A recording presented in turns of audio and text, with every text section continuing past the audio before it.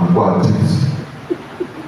Parce que tous les adultes, je peux même donner ma main à couper, sont passés par cette pression sociale, pression familiale, où on te pousse à faire ce que tu n'as pas envie de faire.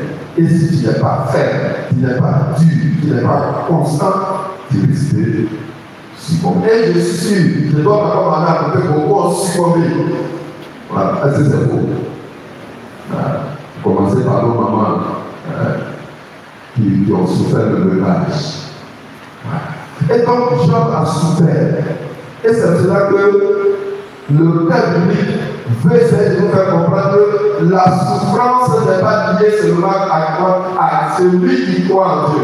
Ce n'est pas parce que tu crois en Dieu qu'il ne doit plus avoir de souffrance dans ta vie. Si c'est ça, pourquoi Job souffre? Monsieur, j'ai dit que personne a commencé par moi le rôle l'orteil même de Job. En question de foi, d'honnêteté, de probité morale et autres. Vous voyez, pourquoi c'est le livre de Job, par ricochet, tous les livres de la sagesse voudraient donc nous faire méditer sur l'objet de la souffrance. C'est un peu ça.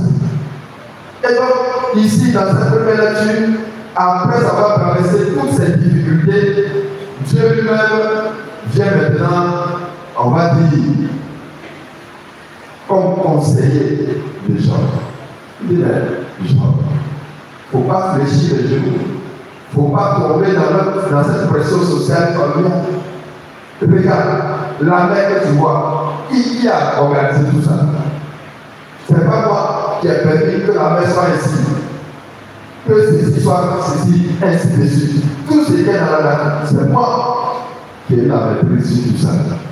Alors, si j'ai la maîtrise sur tout ça, pourquoi toi, la petite tempête de ta vie, tu veux déjà perdre la foi?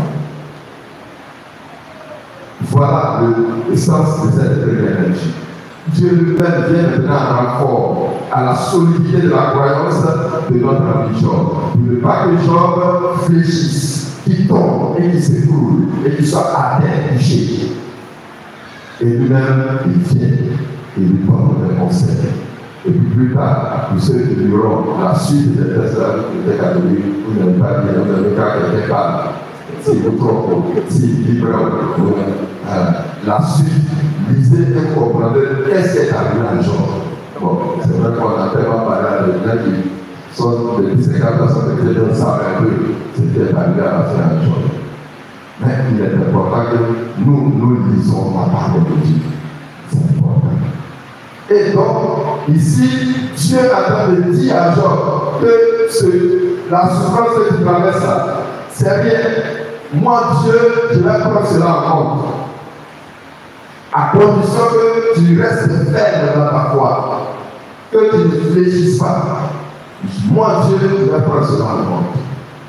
Vous voyez? Et donc, peut-être que toi aussi, tu es dans la situation de Job. Peut-être que tu te poses 1001 questions sur ta vie. Et rien ne va. Tu es pétitionné.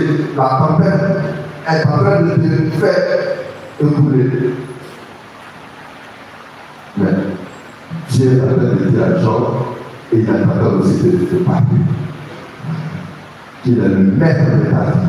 Si tu as la vie, c'est grâce à lui. C'est lui qui te guide. C'est lui qui est avec toi. C'est lui qui te rend solide. À condition que tu ne réfléchisses pas, que tu crois toujours.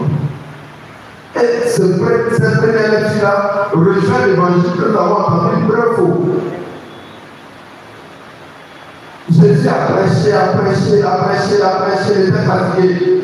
Maintenant il dit à Saint-Ici, bon, regarde, le bateau allons de l'autre côté de la mer. Bon, il a tellement travaillé quand il y convient. Le père Michel à l'arrière, on précise même à la Toussaint. Bon, c'est passé au temps de Jésus à la Toussaint. On dit convient. Vous voyez un peu. Donc, ils sont en train de traverser, voilà une tempête, tornade. Comme d'ailleurs ces derniers jours, peut-être même une inondation.